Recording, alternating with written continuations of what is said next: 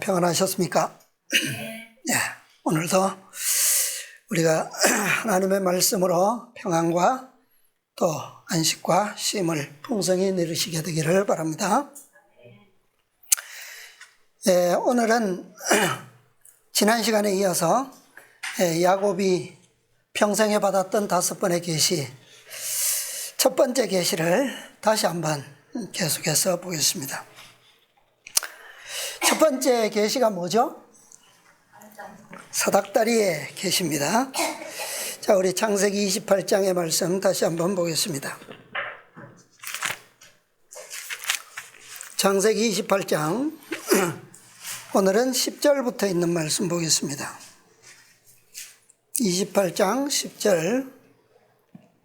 야곱이 브엘세바에서 떠나 하란으로 향하여 가니 한 곳에 이르러는 해가 지니라.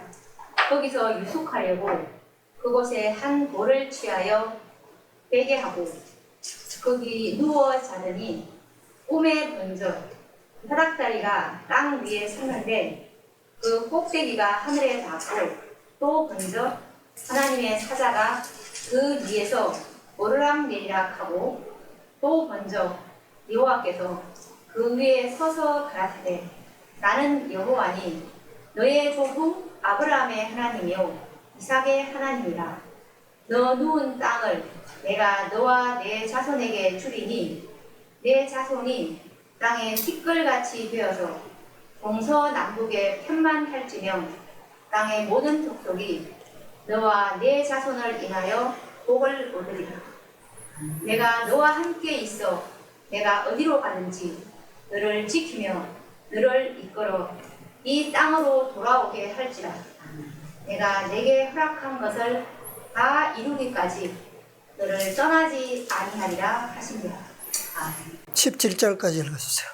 야곱이 잠이 깨어 가로되 여호와께서 과연 여기 계시거든 내가 알지 못하였도다. 이에 두려워하여 가로되 두렵도다 이곳이요 다른 것이 아니라 이는 하나님의 전이요 이는 하늘의 문이로다 하고. 아멘. 우리가 다시 같은 말씀을 한번 보았습니다. 자, 야곱이 이 꿈을 어디에서 꾸었다고요? 19절에 보니까 그곳 이름을 무엇으로 했다고요? 베델이라 하였더라. 근데 이 성의 본 이름은 루스더라 그랬어요. 이 야곱이 꿈으로 본 이 첫 번째 계시,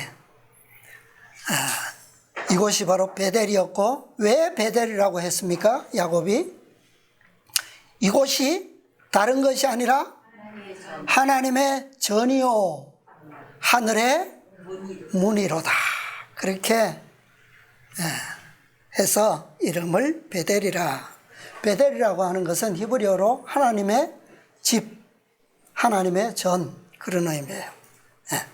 베트, 알레프, 베트, 기멜 할 때 이 두 번째 철자 베트가 집이라는 뜻이에요. 집. 이 첫째 천사의 기별은 야곱이 꿈을 통하여서 이 루스라고 하는 베델, 바로 하나님의 전을 발견하게 하는 것과 같은 기별이에요. 계시록 14장 6절에 영원한 복음을 가졌더라. 7절에 보면 뭐라고 그랬습니까? 누구를 경배하라고요? 창조주 하나님을 경배하라 하더라 그랬어요.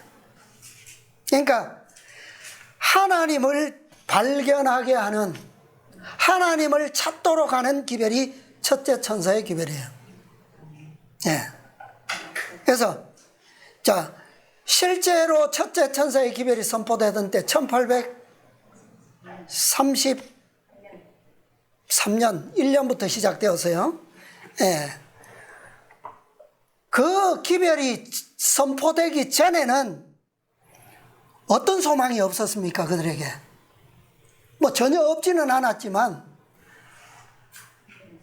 어떤 소망이 없었어요? 재림의 소망이 사실은 없는 거나 마찬가지였어요. 왜? 천년 후에나 있을 거니까. 그렇죠? 천년을 살아남을 사람이 이 시대에 없잖아요. 그래서 이 1831년부터 윌리엄 밀러가 외치기 시작했던, 물론 밀러가 처음은 아니죠. 유럽에서도 외쳐지기 시작했고 재림의 때가 가까웠다라고 하는 기별이 있었어요. 그러나 밀러의 기별이 역사적으로 가장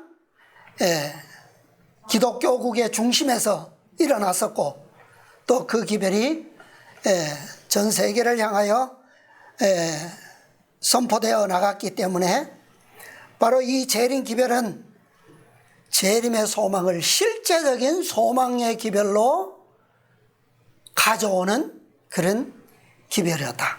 그것은 다시 말하면 하나님의 전, 하나님의 집, 하늘나라에 대한 소망을 되찾는 그런 기별이 되었다라고 하는 겁니다. 잃어버렸었던 재림의 소망, 천년 후에나 있을 그런 재림은 실제로 만약에 우리에게도 그랬다라고 한다면 재림의 소망이 소망일까요, 우리에게? 뭐 우리 자손들도 정말 어느 세대가 될지도 모르는, 그죠? 그것은 뭐 아마 있으나 마나한 우리의 시대라면, 그죠? 있으나 마나한 그런 소망일 겁니다. 사도시대에 바울이 데살로니가 교인들에게 편지할 때에 어떤 소망을 전했죠?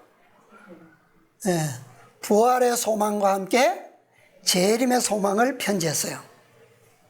그런데 그들에게는 왜 그것이 소망이 될 수 있었죠? 예?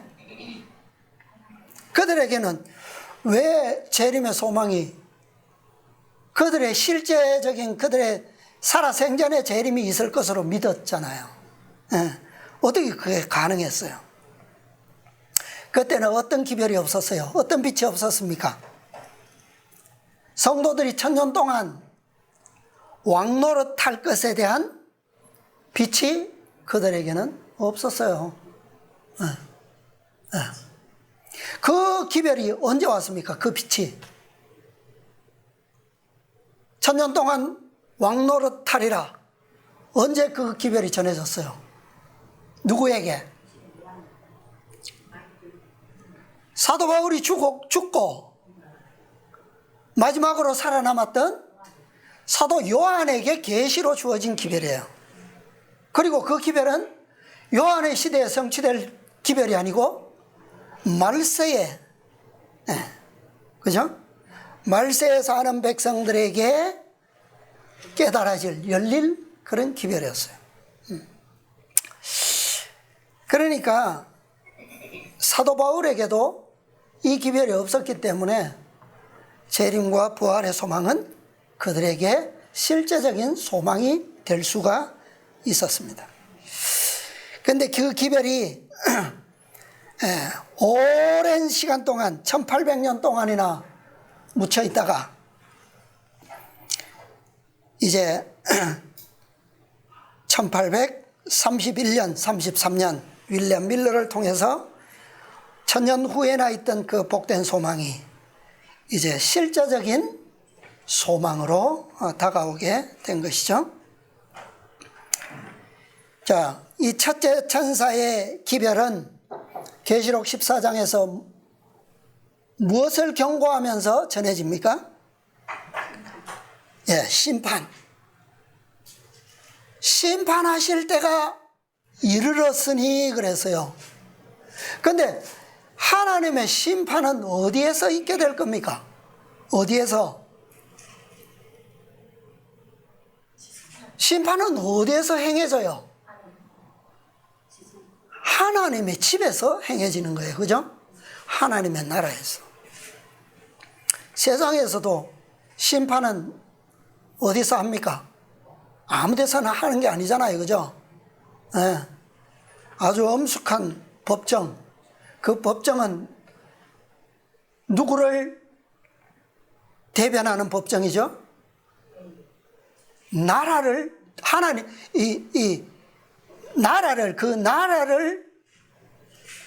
나라의 입장을 대신하는 그 법정이에요. 그죠? 예.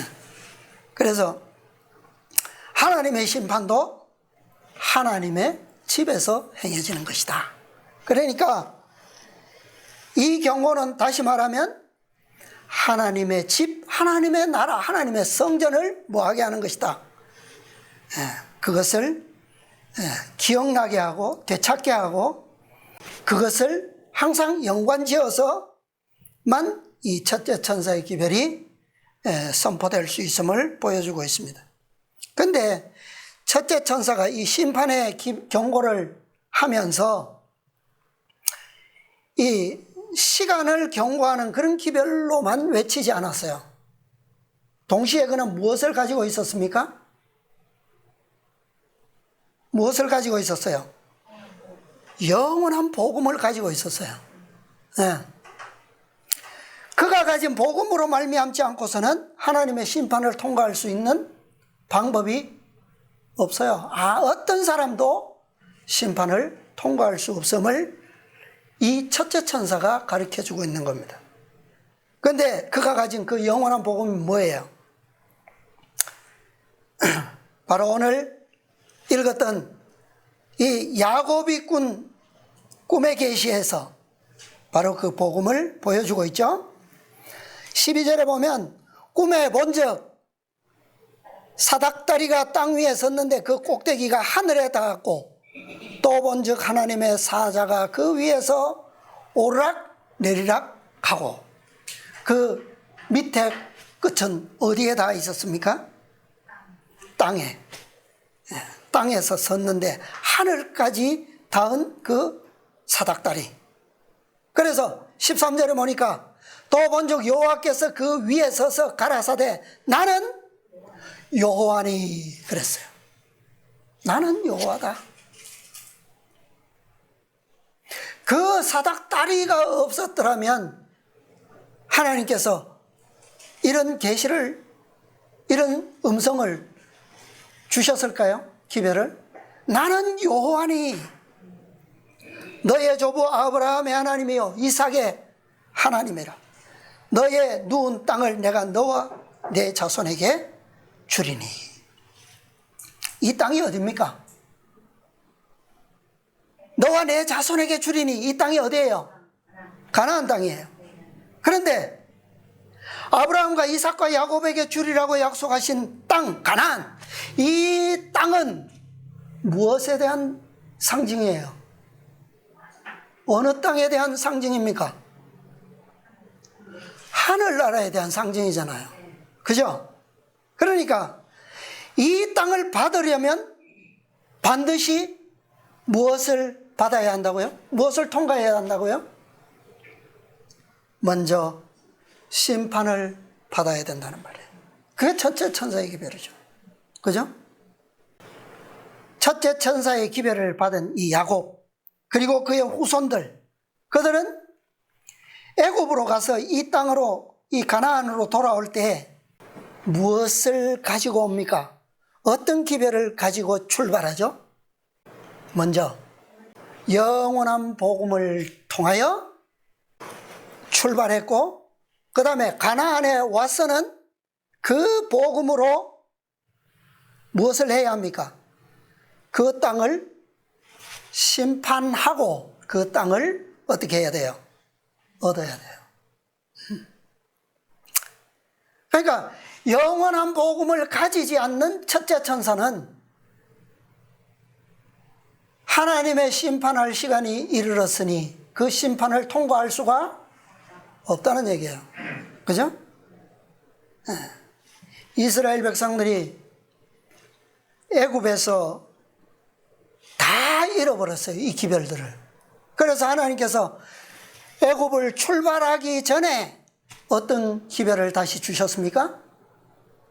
영원한 복음을 그들에게 다시 한번 일깨워 주셨어요. 그게 뭡니까? 그것이 6월절의 복음이에요. 6월절의 복음이에요. 그래서 첫째 천사의 기별이 없는 가나안 족속들은 다 어떻게 됩니까? 다 무엇을 받아요? 심판으로 멸망되죠. 기별이 없기, 그들은 무엇이 없기 때문에? 영원한 복음이 없기 때문에. 뭐 그렇다고 해서 그들에게도 뭐 영원한 복음이 진짜 깜깜 아무것도 없는 것은 아니에요. 그들에게도 복음은 증거되었고 그 복음을 믿고 받아들인 사람들은 비록 적은 수지만 멸망되지 않고 심판 속에서 살아났어요. 구원을 얻었어요. 그러나 그 복음은 어디로부터 그들에게 전해진 겁니까? 누구로부터? 이스라엘 백성들로부터 전해진 거예요. 그들이 출애굽해서 가나안을, 홍해를 건너고 가나안 땅을 거쳐오면서 겪었던 그 놀라운 복음을 통한 능력의 경험들이 그들에게 전해졌어요. 그것이 그들에게는 복음이 되었고 그 복음을 믿은 자들은 구원을 얻었습니다. 자, 그것에 대한 표상으로 오늘 야곱이 애굽이 아닌 저 아람, 바단 아람으로 가서 다시 이 땅으로 돌아올 때 영원한 복음으로 심판을 통과하는 야복강의 경험을 보여주는 거예요. 그게 이 첫 번째 계시와 경험을 통해서 상징되어 있는 것입니다. 야곱이 이 오늘 본 이 계시, 첫 번째 계시 베델에서의 영원한 복음의 능력이 아니었다면 그는 결코 돌아오는 길 야복강가에서 천사와 겨루는 그 심판을 견디지 못했을 겁니다. 그가 여기서부터 출발해서 다시 돌아오기까지 걸린 20년의 세월을 승리할 수 있었던 유일한 비결은 이 기별 때문이에요. 이 복음의 능력이에요. 저 아람 외삼촌 집에 가서 그는 얼마나 억울하고 고난의 세월을 보냈죠. 말이 외삼촌이지 실제로는 종처럼 압제를 당하면서 고생의 떡을 먹었어요. 그는. 그럼에도 불구하고 그는 단 한 번도 외삼촌에게 실수했습니까? 잘못했습니까? 안 했어요. 늘 그냥 속임을 당하고 6년 동안, 그러니까 전체 20년 동안 그가 사실은 두 아내가 그가 바라던 아내가 아니죠. 라헬만 바랬는데 속임을 당해서 두 아내를 얻게 되었고 어쩔 수 없이 그 14년의 세월을 그는 속임을 당한 채로 살았어요. 그리고 나머지 6년 동안에도 10번이나 속임을 당했어요. 그렇게 속임을 당하면서도 그는 외삼촌과 맺은 그 약속을 한 번도 그는 깨지 않고 충실하게 섬겼어요. 봉사했습니다. 왜요? 왜 그렇게 할 수 있었습니까? 이 계시의 능력으로.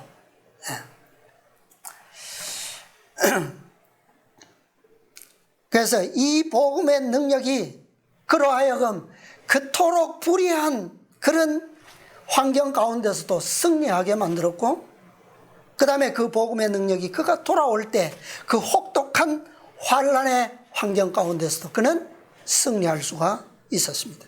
심판을 통과했어요. 그래서 이 심판을 견디고 짐승의 표를 이길 수 있는 것은 바로 이 첫째 천사가 가진 영원한 복음, 야곱이 받은, 계시로 받은 이 사닥다리의 복음의 능력이라고 하는 거예요. 이 복음의 능력은 둘째 천사와 셋째 천사와 그 다음에 계시록 18장 천사들로 가면서 점점 더 복음의 능력은 어떻게 됩니까? 더 확대되고 깊어져서 더 강한 믿음의 능력을 가질 수 있도록 만들어주는 기별인 것입니다. 자, 이 베델에 대해서 오늘 좀 보겠어요. 이 능력의 복음을 꿈의 계시로 받은 이 베델, 본래의 이름은 뭐라고요? 루스. 루스의 뜻이 뭘까요? 베델은 하나님의 전, 하나님의 집이다 그랬어요. 문. 근데 루스는 어떤 뜻일까요? 이 루스는 지명으로는 그냥 이 루스예요. 루즈. 근데 또 다른 뜻이 있는데 그 뜻이 편도나무입니다. 편도나무. 편도나무가 뭐죠? 편도나무. 아몬드 나무예요. 아몬드 나무. 성경에는 우리 한글 번역에는 살구나무로 번역되어 있죠. 근데 살구나무는 편도나무와 전혀 다릅니다. 살구는 뭘 먹어요? 과육을 먹죠. 근데 편도나무나 알몬드는 뭘 먹어요? 과육을 먹는 게 아니라 씨를 먹어요. 그죠? 달라요. 아마 뭐 나무의 이 외적 형상이 아마 비슷한지 모르겠습니다. 뭐 실제로 저도 못 봤기 때문에 모르겠는데. 자, 그 다음에 이 루즈의 또 다른 뜻이 하나 있어요. 또 히브리어로는 이 세 단어가 똑같습니다. 지명 루즈, 편도나무의 루즈, 또 하나의 루즈가 있는데 그건 뭐냐? 어떤 의미가 있냐면 이 동사적 의미가 떠나다, 비뚤어지다, 정도에서 빗나가다. 자, 이런 의미를 가진 우리가 잘 아는 단어가 있죠. 뭐예요? 죄라고 하는 단어가 이런 단어를 의미를 가지고 있어요. 그죠? 원어가. 이 루즈가 이런 의미를 가지고 있어요. 옆으로 빗나가다, 길을 잘못 들다, 뭐 그런 말이에요. 자, 이런 의미에서 보면 야곱은 확실히 어땠습니까? 길을 잘못 들었어요. 그죠? 그는 그토록 그 장자의 권리를 사모하고 하나님의 자녀로서의 상속권을 바랬음에도 불구하고 그는 잘못된 길을 통해서 그것을 얻으려고 했다는 말이죠. 형을 2번이나 속임으로 빗나갔어요. 확실하게. 그래서 그 결과로 가나안 아버지 집 브엘세바를 떠나서 밧단 아람으로 가는 길에 이 루즈라고 하는 땅을 지나게 되는데 여기서 해가 져서 첫날 밤을 보내게 됩니다. 이 밤에 이 계시가 주어진 거예요. 계시의 목적이 뭘까요? 이 계시가 그에게 첫날 밤에 주어진 목적이 뭘까요? 사실 이 브엘세바는 가나안 땅의 최남단에 있어요. 그런데 거기서 예루살렘을 지나서 이 베델까지, 루즈라고 하는 땅까지는 먼 길입니다. 그런데 이게 첫날 밤인지는 사실 저도 모르겠어요. 그런데 첫 기록이 여기서 나타나요. 그죠? 여기서 해가 진지라 그랬어요. 해가 진 날이 여기서만 적겠어요? 그런데 왜 첫날 해가 진 것처럼 성경은 기록하고 있어요. 그죠? 여기서 자는데 이 계시를 보게 됩니다. 계시의 목적이 뭘까요? 여기서 그는 자기의 길이 얼마나 잘못되었다는 것을 하나님의 복음의 계시를 통해서 깨닫게 됩니다. 그래서 여기서 그가 얻고자 했던, 가고자 했던 길이 너무나도 잘못된 방법으로 빗나가고 있고 길을 잘못 들었다라고 하는 사실을 깨닫게 될 때에 그에게 새로운 길이 나타나요. 그 길이 어떤 길입니까? 그것이 사닥다리예요. 사닥다리는 목적이 뭡니까? 사람이 높은 곳을 그냥은 오를 수 없는 곳에, 길이 없는 곳에 뭐가 되는 거예요? 그 사닥다리가 길이 되는 거예요. 길이. 그죠? 사닥다리가 아니면 결코 갈 수 없는 길을 의미하는 거예요.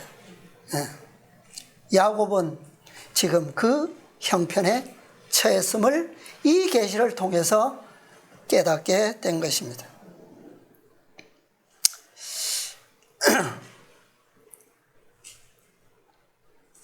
자, 그래서 이 계시를 통해서 그는 자신에게 사실은 축복이 아니라 뭐가 임했어요? 저주가 임한 거나 마찬가지죠. 왜? 형의 그 협박을, 죽을 수밖에 없는 그 위기를 피해서 도망가야 하니까. 그죠? 그 저주를 축복으로 바꿀 수 있는 지혜를 바로 이 계시에서 배우게 됩니다. 내가 죽을 수밖에 없는 형편에서 지금 내가 원치 않는, 가지 않아야 할 곳으로 가야 하는 그런 형편에 있는데 이것을 과연 내가 바라던 그 축복으로 어떻게 바꿀 수 있을까? 그 지혜가 바로 이 계시에 나타났다 말입니다. 자, 외삼촌 라반이 그를 속이죠. 자신의 탐욕을 채우기 위해서 수없이 속입니다. 오래오래 붙잡아둘수록 라반은 어떻게 될까요? 유익을 얻게 되겠죠?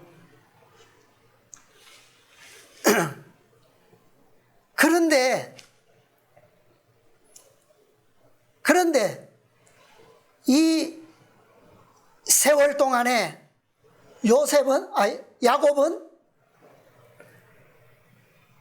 삼촌에게 종노릇하는 그런 세월로만 보내지를 않았어요. 뭐 때문에? 이 복음 때문에. 37절 한번 읽어보실래요?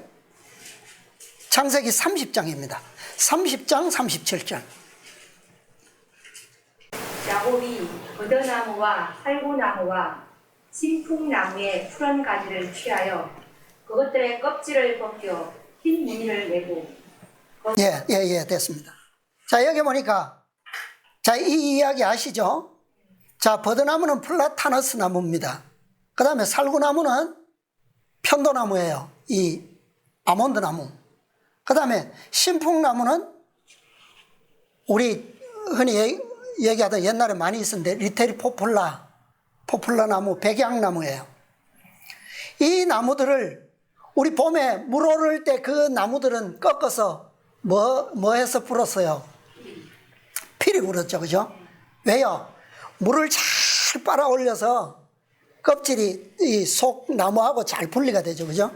그래서 이렇게 까면은 속이 어떻습니까? 하얀 속 가지가 나오죠. 이 야곱이 이 나무들을 이용해서 흰 무늬를 내고 왜 이런 행동을 했어요? 왜? 삼촌하고 계약을 했죠. 깨끗한 이 순종 양은 누가 가지고?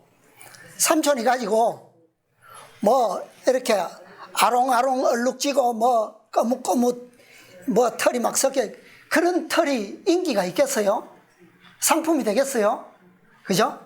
그래서 그런 것들은 누구의 것이 되도록 야곱의 것이 되도록 계약을 했는데 자 그런 것도 뭐 최상품은 아니지만 뭐 하기만 하면 많기만 하면 그죠?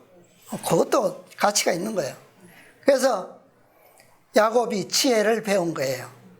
무엇에서? 여기서 지혜를 배워서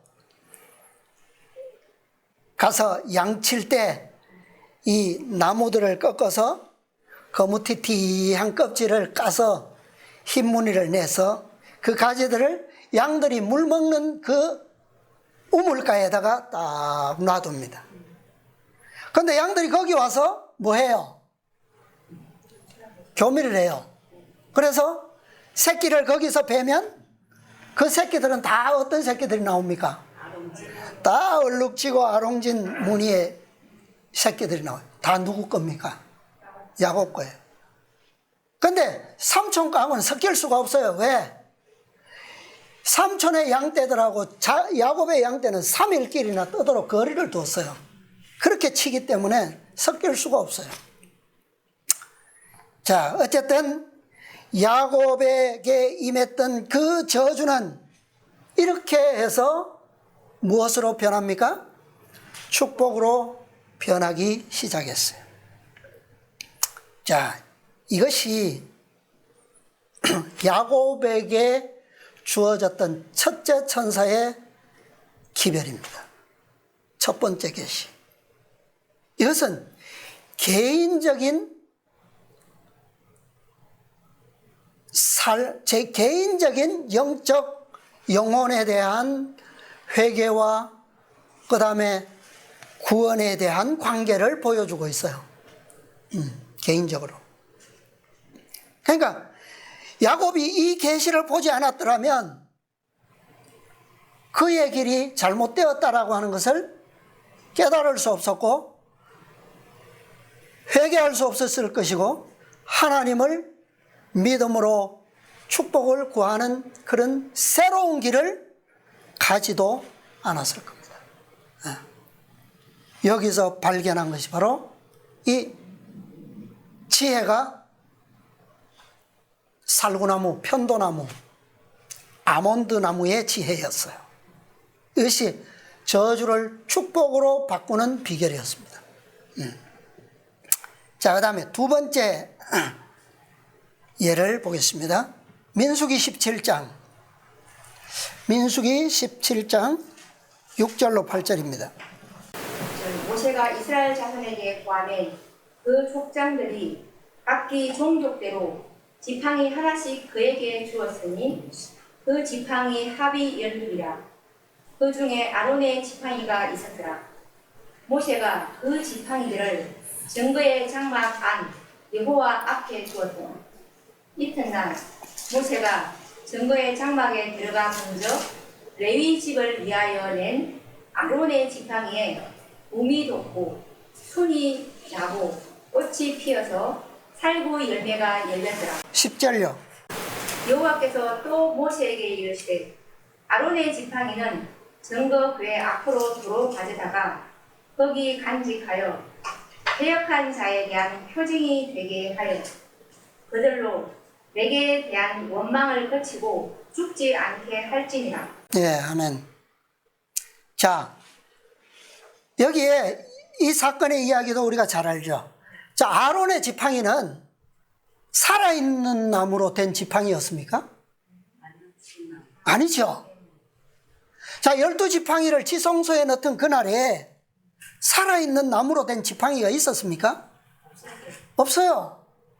그런데 누구의 지팡이에는? 아론의 지팡이에는 하룻밤 사이에 어떤 일이 일어났어요? 네. 우미 나고 순이 나고 꽃이 피어서 열매가 맺혔어요. 이게 있을 수 있는 일입니까? 근데 그 나무가 어떤 나무였다고요? 네, 편도나무예요. 편도나무. 이것이 영원한 복음이 가진 능력입니다. 그런데 여기서 나타난 편도나무의 기적은 야곱 한 개인을 위한 기적이 아니었어요.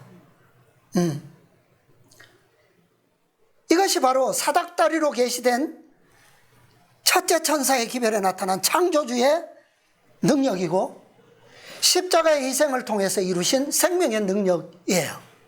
그런데 아까는 저주를 축복으로 바꾼 그 편도나무의 기적은 야곱을 위해서 나타난 기적이에요. 그런데 이 여기에 나타난 편도나무의 기적은 누구를 위한 기적입니까? 10절에 뭐라고 그랬어요? 누구에 대한 표징이 되게 하라고요? 패역한 자들에 대한 표징이 되게 하여 그들로 내게 대한 원망을 그치고 죽지 않게 할지니라. 그런데 이 패역한 자들이 누굽니까? 구체적으로 이 지팡이의 주인이 누구예요? 12족장의 지팡이였어요. 네. 12족장의 지팡이였어요. 그죠? 네, 이것은 야곱만 회개하고 잘못된 길을 깨닫고 축복으로 변화되어서 승리할 문제가 거기서 끝날 문제가 아니라는 얘기예요. 첫째 천사의 기별은 개인도 살고 구원을 얻고 누구도요? 12족장들도 야곱이에게 하나님께서 아브라함과 이삭과 야곱에게 주신 그 약속, 그 언약의 땅은 야곱에게만 주시는 것이 아니라 누구에게도요? 내 자손들에게도 약속된 땅이었어요. 그죠? 그러면 당연히 야곱뿐만 아니라 누구도 승리해야 합니까? 자손들도 아들들도 승리해야 돼요. 그죠?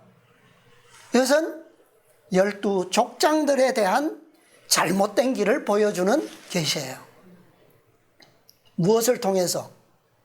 편도나무의 계시를 통해서. 네. 이 부활의 상징이잖아요. 그죠? 부활의 상징. 화이트주석 한 말씀 보겠습니다. 민수기 17장 1절로 13절에 있는 주석.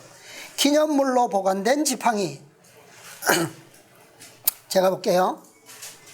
하나님께서 아론과 다른 이스라엘 자손들을 뚜렷이 구별해 놓고 계신다는 것을 확실히 보여주시기 위하여 하룻밤 사이에 그 지팡이에는 매우 놀라운 변화가 일어났다.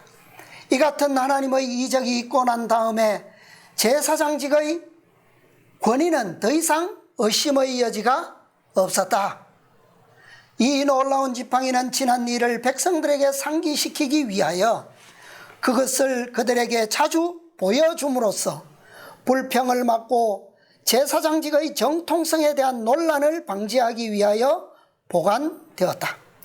모세와 아론을 부당하게 참소한 것이 그들의 잘못이었다는 것을 어떻게 깨달아야 된다고요? 확실히 깨닫고 난 다음 그들은 자신들의 반역을 바르게 이해한 후에는 대경실색하였다. 첫 번째 목적은 이거예요. 무엇을 깨닫게 한다고요? 네, 하나님께서 지정하신 명하신 모세와 아론을 뭐하는 거? 참소하는 것이 뭐라고요? 네, 아주 잘못된 거라고. 네. 그 빗나간 죄라는 거죠. 그것을 깨닫는 것이 첫 번째 목적이에요. 그들은 모세의 말하기를 보소서 우리는 죽게 되었나이다. 망하게 되었나이다. 다 망하게 되었나이다. 이게 뭐예요? 몇 번 말합니까 지금? 몇 번 말해요? 3번. 그럼 왜 3번이나 반복합니까? 같은 말을. 확실하게 뭐 하다는 거예요. 이제 죽게 되었다는 거죠. 우리의 운명은 뭐 틀림없다. 그죠? 그것을 깨닫는 거예요. 왜? 그래야지만, 그것을 깨달아야지만 다시는 뭐가 없을까요? 다시는 잘못된 길을 가지 않죠. 마침내 그들은 광야에서 죽어야 하는 것이 그들의 운명이라는 달갑지 않은 사실을 믿지 않을 수 없게 되었다. 약속의 땅에 들어가지 못하고 죽어야 한다고 말한 분이 참으로 주님이시라는 것을 믿고 난 후에 그들은 모세와 아론이 옳았다는 것을 인정했고, 무엇보다도 그들의 권위를 대적하여 반역함으로써 주님께 죄를 범했다는 것을 깨달았다. 그들은 또 고라와 그와 함께 죽은 사람들이 주님을 거스린 죄인들이었으며 하나님의 진노를 받아 마땅하다는 것을 고백하였다. 이게 분명히 돼야 돼요. 내가 죄인이라는 사실을 분명히 깨달을 때에 우리는 다시 그 길을 들어서지 않을 수가 있는 거죠. 야곱이 길을 잘못 들었다는 것을 깨달았던 것처럼 그의 아들들 12족장들도 그 사실을 깨달아야만 하는 겁니다. 자, 세 번째 보겠습니다. 예레미야서 1장 7절부터 7절로 12절입니다. 여호와께서 내게 이르시되 너는 아이라 하지 말고 내가 너를 누구에게 보내든지 너는 가며 내가 내게 무엇을 명하든지 너는 말할지니라. 너는 그들을 인하여 두려워 말라. 내가 너와 함께하여 너를 구원하리라. 나 여호와의 말이니라 하시고 여호와께서 그 손을 내밀어 내 입에 대시며 내게 이르시되 보라 내가 내 말을 내 입에 두었노라. 보라 내가 오늘날 너를 열방 만국 위에 세우고 너를 뽑으며 파괴하며 파멸하며 넘어뜨리며 건설하며 심게 하였느니라. 여호와의 말씀이 또 내게 임하니라. 이르시되 예레미야야 내가 무엇을 보느냐. 대답하되 내가 살구나무 가지를 보나이다. 여호와께서 내게 이르시되 내가 잘 보았도다. 그는 내가 내 말을 지켜 그대로 이루려 함이니라. 예. 자, 여기 보니까 예레미야에게 하나님께서 뭐라고 말씀하시죠? 10절에 보면 내가 보라 내가 오늘날 너를 열방 만국 위에 세우고, 이 누구에게 하신 말씀이에요? 예레미야에게 하신 말씀인데 그 뒤에 보면 너를 뭐하며? 뽑으며 너를 뭐하며? 파괴하며 너를 파멸하며 너를 넘어뜨리며 그 다음에는요 건설하며 심게 하였느니라. 이 너는 누굽니까? 누구예요?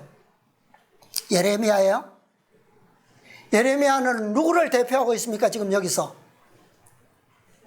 이스라엘을 대표하고 있는 거예요. 이스라엘을. 이스라엘은 열방 만국 위에 세워진 기호예요. 기호, 표, 그죠? 하나님의 표예요. 그런데 하나님께서 지금 예레미야에게 상징적으로 이 백성을 대신하여 너를 뭐 하겠다고요? 너를 뽑고 파괴하고 멸망하고 무너뜨리고 그 다음에는 다시 뭐 하겠다고요? 건설하며 심게 하였느니라. 근데 11절에 보니까 예레미야에게 무엇을 보여주셨어요? 살구나무 가지를 보여주셨어요. 편도나무예요. 편도나무.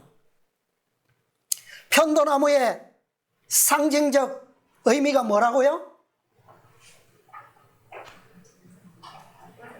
회복, 부활, 생명의 부활이에요. 회복. 아까 아론의 지팡이에서 본 것처럼. 예.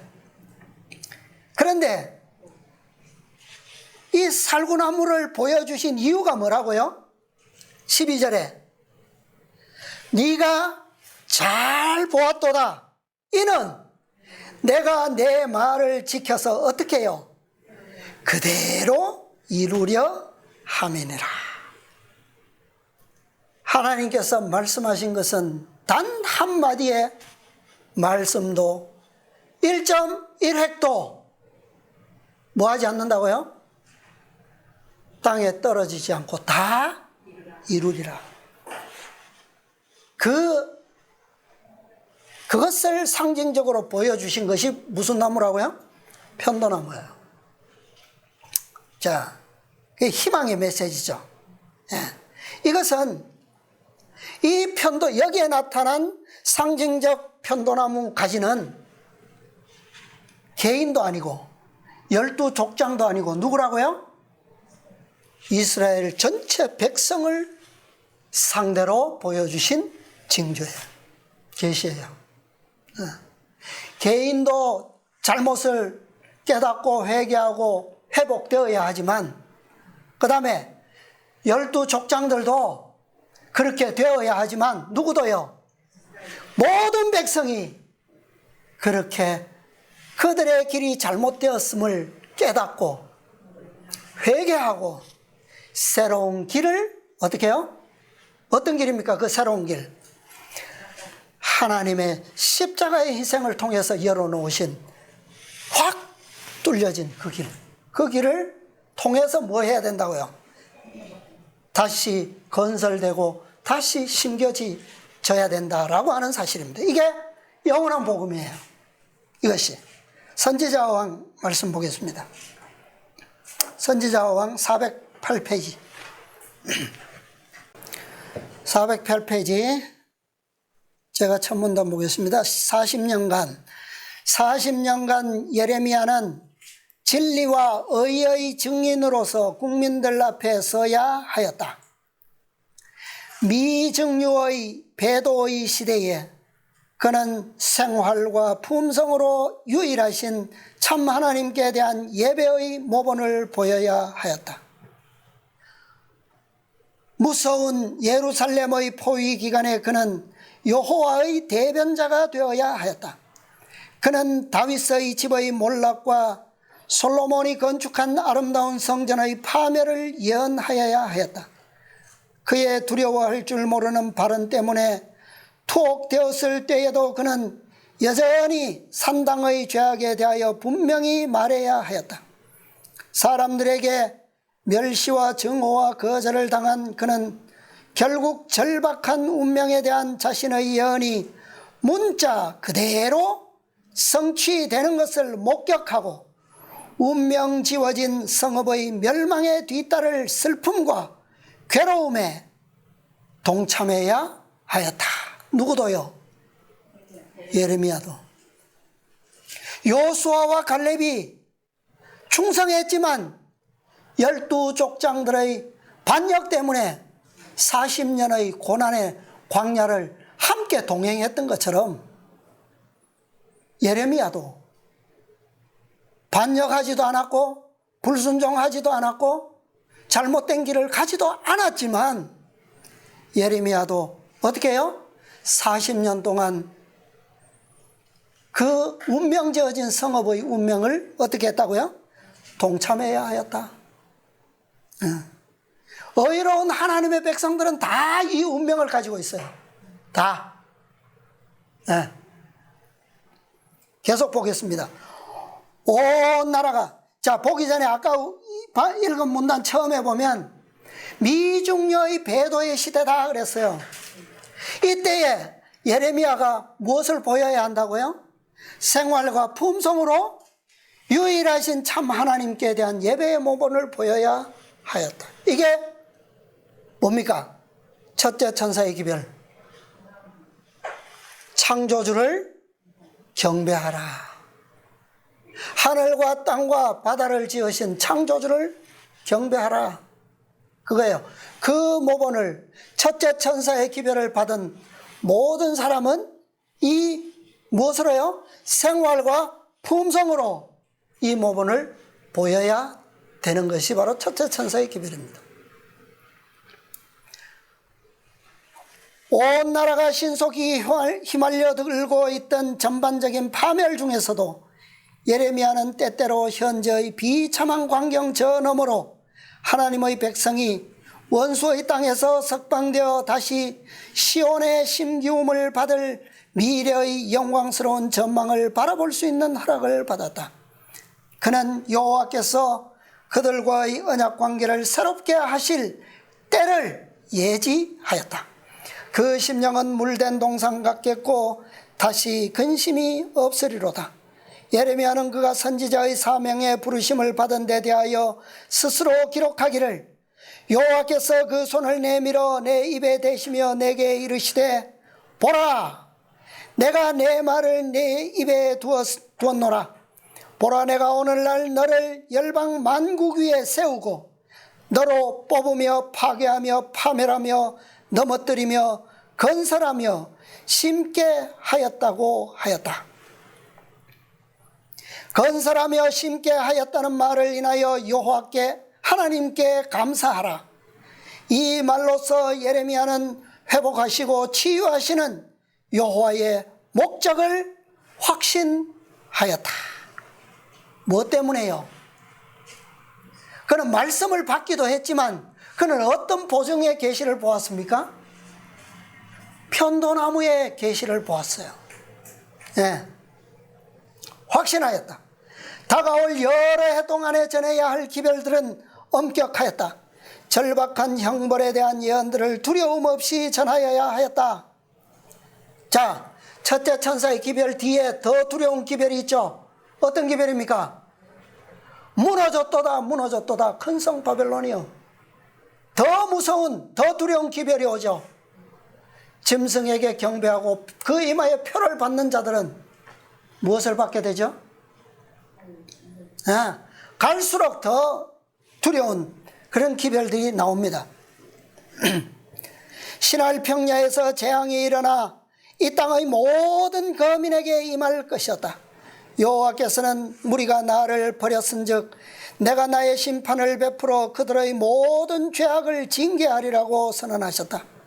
그러나 선지자는 이 기별들을 저희 행악을 버릴 모든 자들을 무엇하시리라고요? 용서하시리라는 보증과 함께 전하여야 하였다. 첫째 천사가 무엇을 가지고 있었다고요?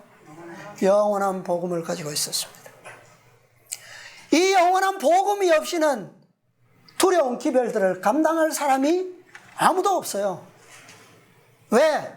피할 길은 오직 한 길밖에 없는데 그 길이 어떤 길이에요? 인간으로서는 놓을 수 없는 시면 위에 세워질 어떤 길이에요? 사닥다리의 길이에요.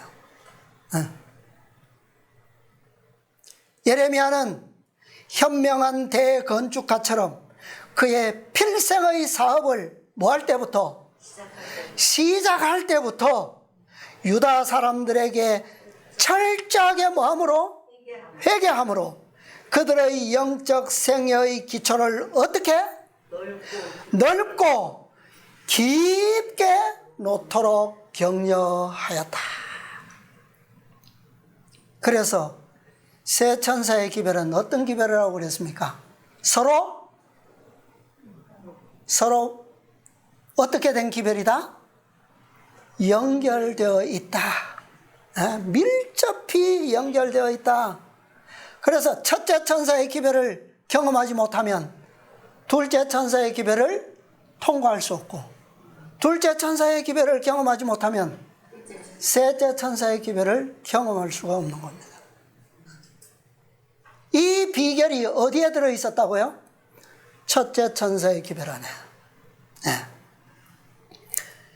둘째, 셋째, 넷째, 다섯째, 마지막까지 전해진 그 믿음으로 말미암는 의의 복음은 점점 넓어지고 깊어져 가는 것이지 새로운 기별이 아니라는 거예요. 그래서 예레미야는 그의 사업을 시작할 때부터 이 기별을 철저하게 전해서 유다 사람들로 하여금 철저한 회개로 더불어 그 기초를 어떻게 놓도록요? 넓고 깊게 놓도록 격려했다. 예. 바로 하나님께서 보여주신 이 보증이 바로 야곱에게 루즈에서 보여줬던 그 편도나무의 계시입니다. 이 나무의 상징은 아론의 지팡이에서 보듯이 회복, 완전한 회복이에요. 그런데 그 완전한 회복을 위해서는 증거를 분명히 봐야 된다는 거예요. 어떤 증거? 나는 어떤 운명의 길을 가고 있다고요? 멸망할 수밖에 없는 너무너무 엉뚱한 잘못된 길을 가고 있음을 깨달아야지만 그것을 발견할 수가 있는 거예요. 유대나라가 하나님의 백성들이 마지막 14만 4천인들이 이 복음으로 하나님의 능력을 신뢰하고 회개하지 않는 한 하나님의 약속은 결코 이루어질 수 없다라고 하는 계시입니다. 하나님께서는 이 복음의 능력을 통해서 야곱에게 끝까지 이루어 주셨던 것처럼 내가 내 말을 지켜 그대로 이루리라 예레미야에게 또 보증하신 거예요. 루스의 뜻은 잘라내는 무기. 자, 요 한 글자만 써볼게요.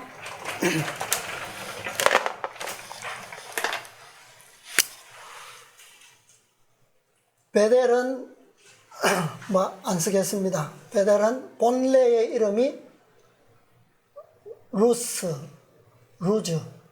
이 히브리어 발음으로는 루즈예요. 어떻게 쓰냐 하면 이렇게 해서 중간에 와서 이렇게. 이게 라메드입니다. 라메드, 그 다음에 바브, 그 다음에 자인. 요게 루즈예요. 루즈인데 라메드는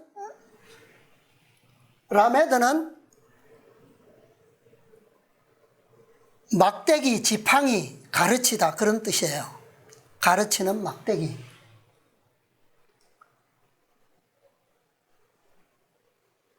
가르치다. 그래서 우리 옛날에 학교 다닐 때 선생님들이 무엇을 가지고 가르칩니까? 막대기 가지고 가르치죠. 예. 그 다음에 바브는 뭐예요? 잘 알죠? 못.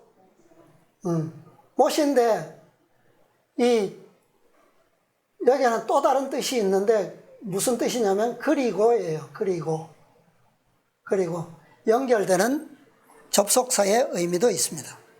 그 다음에 자인은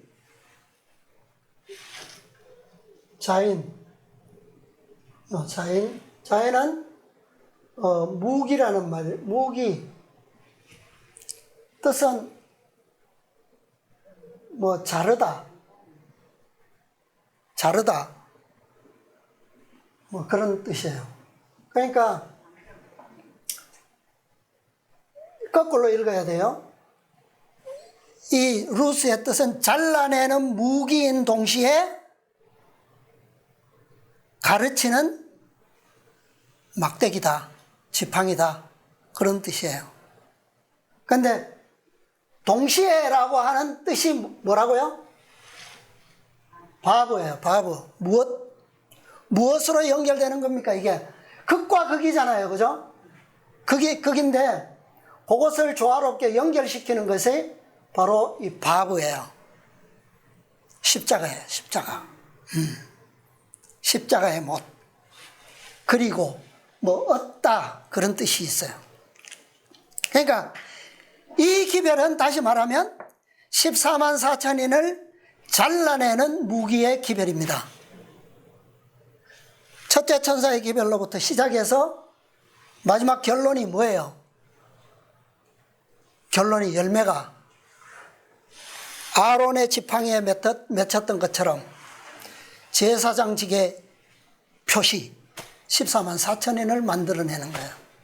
이 기별들은 바로 이 백성들을 잘라내서 에서로부터 잘라내고 반역한 족장들로부터 갈라내고 배역한 백성들로부터 잘라내서 회복시키는 열매가 맺게 하는 결국에는 14만 4천인의 거룩한 제사장들을 만드는 기별이에요.